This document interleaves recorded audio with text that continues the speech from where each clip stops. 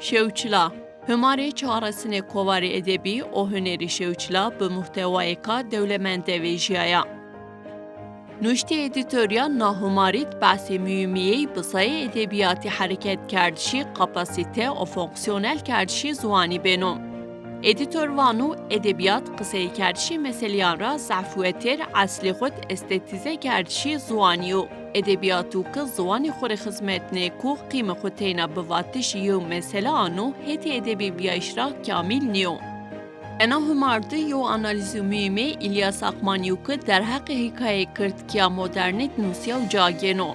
İlyas Akman analizi khudvanu eser edebi zafirayan hafıze tarihi emilete khuserawan beni. Gamakı edebiyatı postkolonyal oxverdayişit merdim balexu bido hafızay tarihi o serabutana kumalki ser gani gore ideolojika bölü kerde o persa perverdeye iktidari serdevindiro o perverdeye tarih diyardeya sosyal o iktidarit hikaye nüştoğe kırtkiya modern analiz keno.